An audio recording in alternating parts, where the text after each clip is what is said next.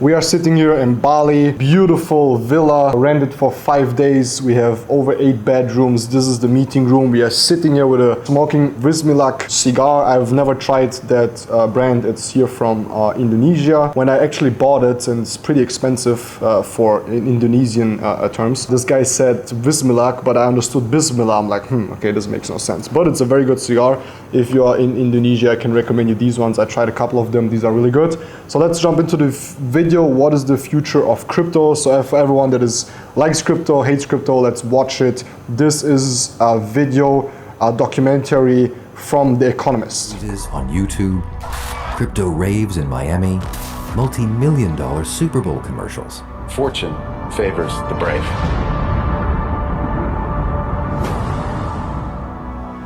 For a while, wherever you looked, the crypto crowd was on top of the world. But the party is over. The market value tanked. We saw a series of crashes. As alleged fraud dominates headlines, Sam Bankman-Fried arrested at the request of the U.S. government. And regulators crack down, the financial revolution crypto once promised looks further away than ever. 25 out of 45 of the world's biggest economies have either completely or partially banned crypto. But crypto's future might have less to do with money than you think. Some believe it could hold the key to a wholesale transformation of the internet. Cryptocurrency was really the first step in this journey. I think we're just about to see that bit where it starts to get interesting.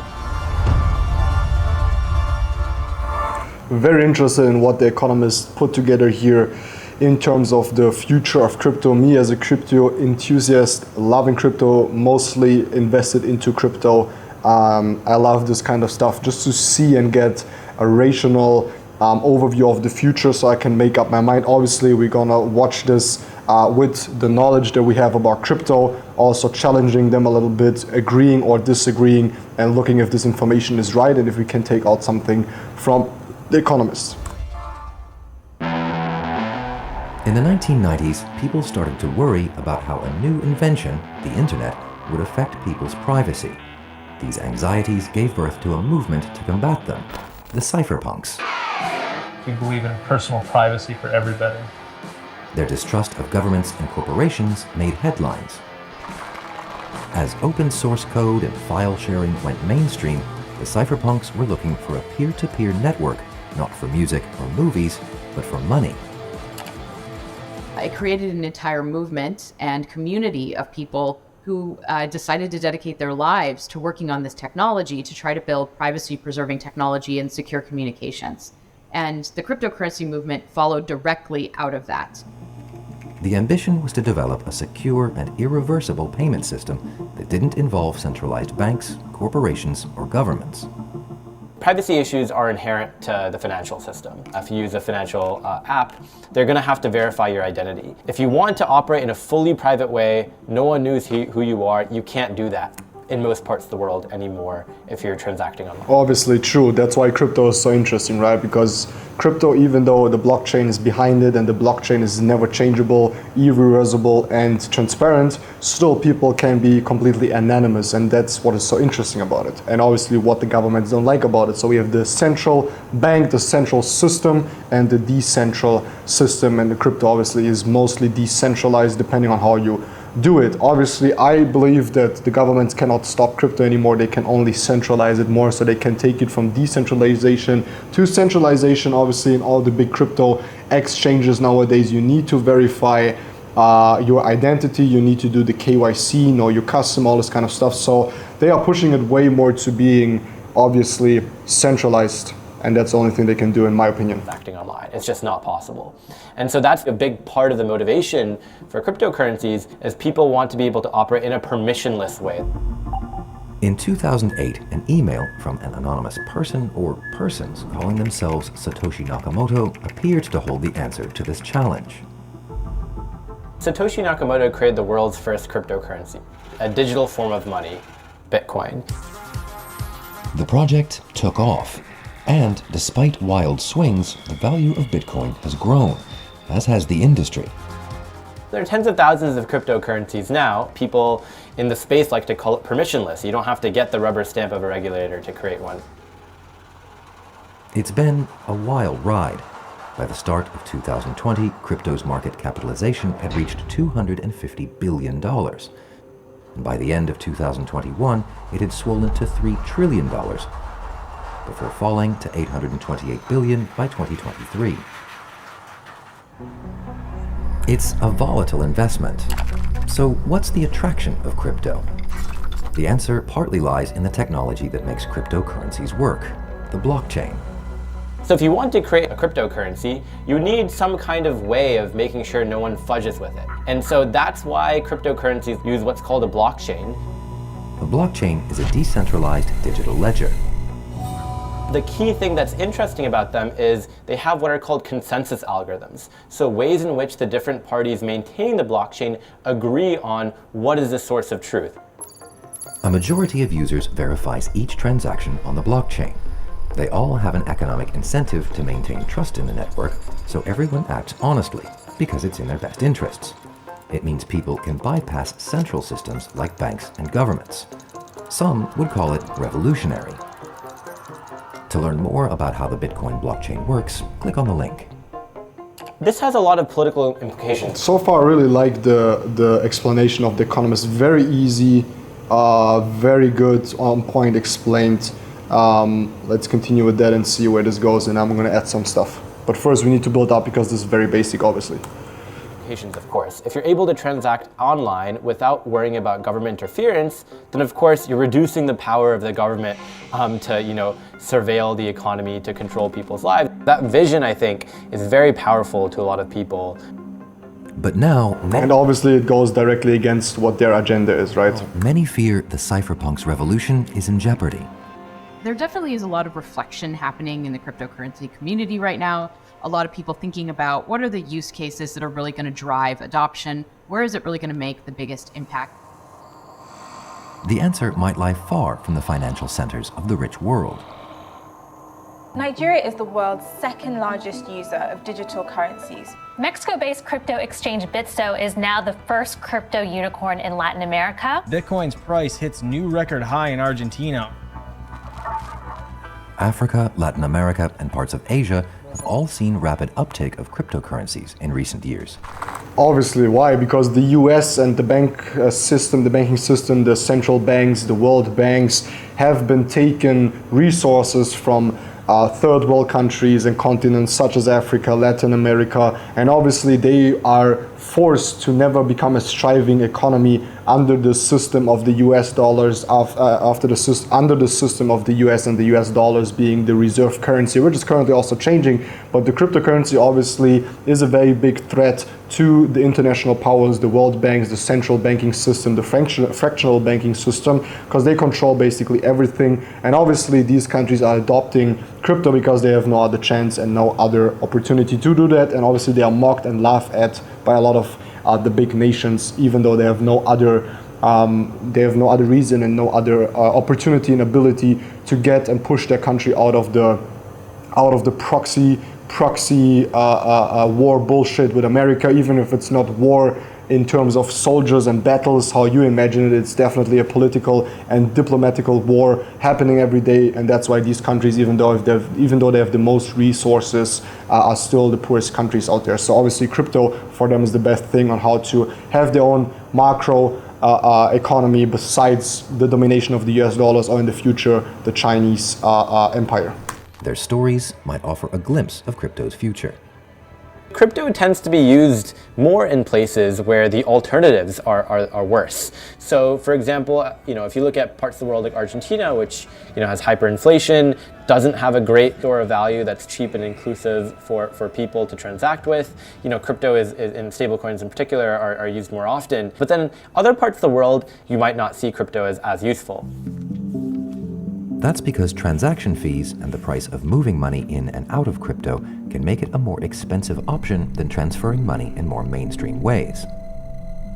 Countries like India, once they create really good retail payment systems that are, free account-to-account transfers, the use case of crypto goes down a lot because you have a pretty good digital financial system anyway, so why use crypto? One way of reducing these costs is so-called Layer 2 solutions, where transactions happen on a framework built on top of the main blockchain. because they don't need to be verified by as many users, transaction costs are lower. Layer 2s work pretty differently. So they're probably going to be faster than the core blockchains, but there are limits to what they can do. I don't know if they can handle everyone in the world wanting to transact really frequently, for example. But the real leap forward for crypto could be using the technology behind it to build something much bigger. We're in the post-money era of blockchains. This new layer is the social layer that's building on this infrastructure. It's like building a new digital society. Hi, I'm Mathieu Favas, The Economist finance correspondent. If you're enjoying watching this film, you might be interested to know that Economist subscribers get access to a wealth of global analysis on every conceivable topic. You can read it, you can listen to it, you can even be part of it at live webinars. For the best deals on subscriptions, click on the link, and now on with the film. In the quest to find the next incarnation of cryptocurrencies, some believe the blockchain technologies behind them could end up fueling a whole new version of the internet. This vision is called Web3. And the big difference between Web 2 and Web 3 is who controls people's data. You have to understand, in the world there's always the first layer, there's always the first on how something that is new and something that was invented manifests in our world, right? So for example, with NFTs obviously is a very kind of funny, stupid, irrational way on how Web3 is manifested itself, but it has shown the monkey pictures, there's a lot behind it. That's what people don't understand. So with crypto, it's the same thing. It's the blockchain, it's the Web3 that is interesting in all of this. Controls people's data and who controls the various applications that are running on the internet. With Web3, the idea is your information is stored on the blockchain, which is permissionless, decentralized, and you have ownership over it using your identification credentials or so forth. The consequences for the majority of web users could be profound. When you use a website like Facebook or Instagram, your data is collected and owned by those companies. It's how they make their money. In Web3, your data is stored in a wallet on the blockchain, which only you have a key to. You'd interact with websites and apps on Web3 through your wallet, and when you log off, they can't see your data anymore. Seeing as you own you guys see I'm enjoying this cigar, it's wonderful. Own your data, you might even be able to make money from it. In theory, Web2 companies could do this if they chose to, but advocates for Web3 believe a new, decentralized internet would make it far easier. A lot of the advocates and proponents for Web3 aim to bring incentives into the applications that they're building. So they aim to bring the idea of paying for services directly, as opposed to paying using advertising or behavioral data into a service. The future is authorship. What is authorship? The future is people pay a certain amount every month to unlock features, such as in Twitter, the blue check, such as in Instagram now, the blue check. So these companies understand that they have to change their model because people are way more interested and conscious about that these big companies sell their data, and for them to, in the future when Web3 kicks in and platforms that could have the power of, for example, paying you while you're using them, you owning your data, and so on. They have to be obviously in the good and the sweet spot and continue to be, be battle ready. So they have to change their models so they can compete with this future upcoming Web3 models. And they know that, and you are seeing big changes in behavior in these big social media companies. And also really creating incentive systems where people can pool. So innovation in general just drives competition, and obviously not only competition, but drives most likely a branch or, for example, the social media companies to be more valuable, to build up more trust, and to be more conscious on how they use the data of customers and be more focused on the end customer at the end of the day than just doing whatever they want, since they in the past have been monopolies, right? They could have done whatever they want to, everyone had to use them, but with a new big player in technology coming in, such as Web3, these companies have to adapt. People can pool their funds together and invest in the growth of a protocol. The idea is a more democratic internet, fueled by the technology behind crypto. But this carries its own security risks.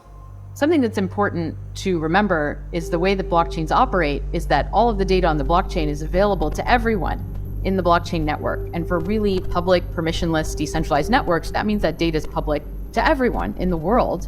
They are what we call pseudonymous. So You won't see necessarily people's names or, identifying information. You'll see a random number, but that data can still be linked across transactions. You can still glean a lot of information from that.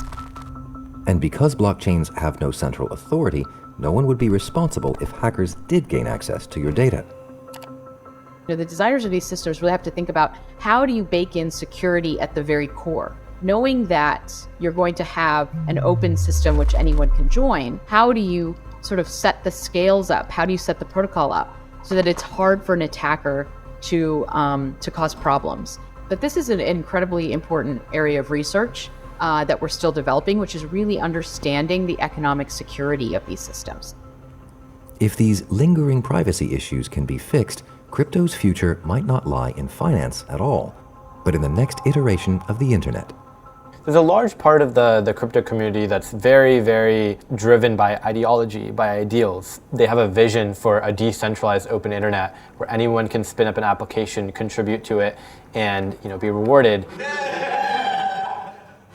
All new technologies, Crypto geeks, bro. When they first start, can be clunky, can be slow, can have problems, and might not be anywhere near as close to the technology that they're trying to replace. But what we have to remember is that technology is not a static thing. It is constantly changing and evolving, and people are working. And so just because something is slow today doesn't mean that it's going to be slow tomorrow. I mean, very basic, but a very good explanation in my opinion, what they did here, the economists. Especially for people, they stayed very neutral, which I really like. It's not like the mainstream media, even though I would say Economist is a little bit mainstream, but very neutral, very positive, but also the risk laid out. I really like that. So it gives a good overview, and I recommend everyone that is new to the crypto to understand and watch this video. I mean, at the end of the day, as you guys know, I'm a big Bitcoin and crypto maximalist, whatever you say, you know what I mean? So I love crypto, and I truly believe it's a way that the matrix manifested itself and has a little scratch that you can use and slip through to build financial freedom, right? So at the end of the day, it doesn't matter if you like crypto or not. At the end of the day, it is important that it fulfills its bigger purpose, and whatever your purpose is. For me, it's freedom. For me, it's governance of my own money. For me, it is having funds and investments that are stable and cannot be taken down by any banks, by any decisions of governments and so whatsoever, even though crypto definitely falls under this, but not as much as banks, as we might have seen in the last couple of weeks and months, with a big American or two big American banks going down, Credit Suisse going down, in Switzerland being bought by UBS and so on. So still, crypto is a very good solution. And at the end of the day, my mentors always said, it doesn't matter if you like it or not, money is going to be made regardless of your opinion. So don't be opinionated about it in a positive or in a negative sense too much. Just understand what you want out from it.